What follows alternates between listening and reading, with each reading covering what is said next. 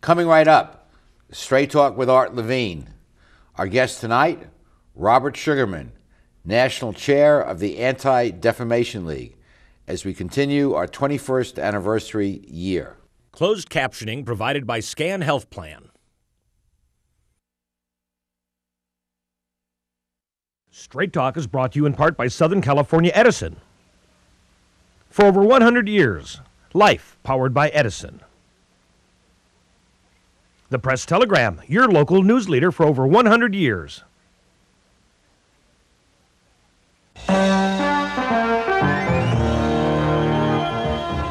Join us for tonight's edition of Straight Talk.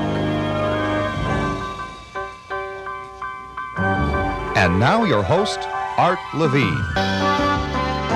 Good evening and welcome to Straight Talk. We have a great show for you tonight. Our guest for the entire show is Robert Sugarman, who's the National Chair of the Anti-Defamation League. Bob, welcome to Straight Talk. Pleasure to be here. A lot of folks have heard of ADL perhaps, but don't really know what the Anti-Defamation League does. Tell us a bit about it. I'd be happy to. We were founded 99 years ago, and we will celebrate our 100th anniversary, obviously, next year. And it was founded in the wake of the Leo Frank lynching in the South. So one would have thought that the founders would be focused on preventing anti-Semitism and fighting anti-Semitism, which they were. But in addition to that, the mission statement was to stop the defamation of the Jewish people and to secure justice and fair treatment for all. And that's our mission 99 years later. So we fight anti-Semitism and we protect and defend civil rights, human rights of everyone. Including blacks, Muslims, and any group that might be targeted. Correct. African Americans, Hispanic Americans, Muslim Americans, Sikh Americans, any minority group that is subjected to bigotry and prejudice, we will defend them. And that includes work on college campuses. Yes, we are involved in college campuses all over the country, providing resources and advice and counsel when anti-Semitic utterances are made, or anti-black, or anti-Hispanic, or anti-Muslim, and we are there. And you also work with police departments in combating racist groups and those that would discriminate against groups. We do a significant amount of research and have significant information on extremist groups on all sides of the spectrum. And we share that information with law enforcement agencies all over the country. And in addition to that, we train law enforcement agencies on techniques in fighting against terrorists and extremists. And in addition, in conjunction with the Holocaust Museum in Washington, we train every student at the FBI Training Center on the potential abuses of the power that they have. And that's a full day of training, which we do first at the training center and then at the Holocaust Museum to demonstrate the ultimate abuse of power. So you are a resource for these other organizations, college campuses, police departments, and so forth. Correct. You're the national chair, and you're completing your third year as national chair, which, and you've been active, I know, with ADL for many, many years. But it's a big responsibility. You've traveled all over the world, met leaders of Israel and other countries. And in the United States, there are 27 regional offices of ADL, and you're out here not just to appear on Straight Talk, but also to visit some of these regional offices. Right. I have traveled all over the world. I have met the King of Jordan, the Prime Minister of Israel, but I view my major accomplishment is here in the United States and in the interaction between the national office and our regional offices. I will have visited all 27 when my term ends. I'm going to Albuquerque on Sunday, and it's to just strengthen the bond with the lay leaders and the staff from all over the country, so that there's somebody at the national office that they've seen and that they've met. And of course, ADL is headquartered in New York City, and Abe Foxman is the president. He's the national director. National director and Right. a kind of a legendary figure. He's Absolutely. been in that role forever, it seems. 25 years.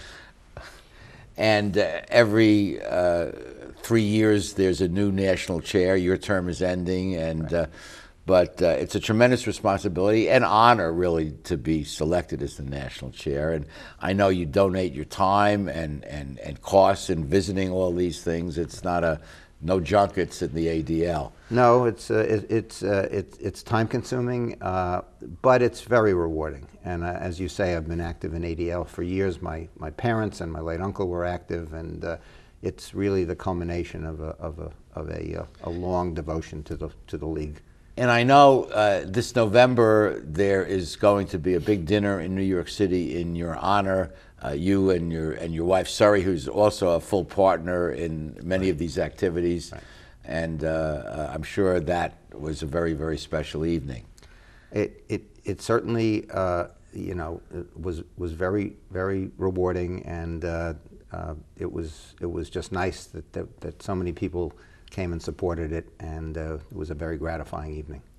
And you're a law firm where you recently retired as partner. Weil, Gotshal and Manges was very supportive of your work with ADL while you were active as a partner and since.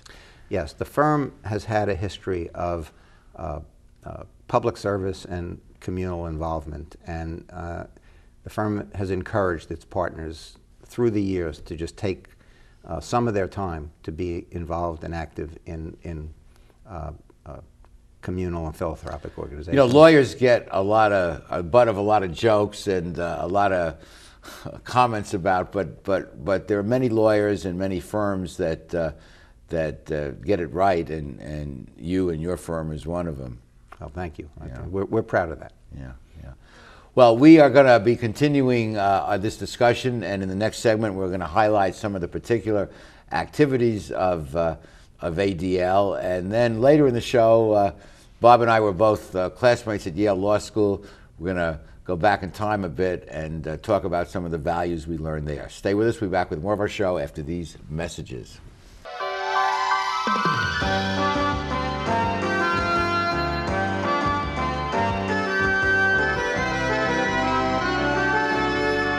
Supported by Edison International. Californians are getting to be old hands at year-round energy conservation, part of our special awareness of the resources we all depend on. We're making the change to energy-efficient light bulbs, keeping warm weather thermostats set to a comfortable 78 degrees, and giving major appliances the afternoon off. Because when it comes to energy conservation, it all adds up.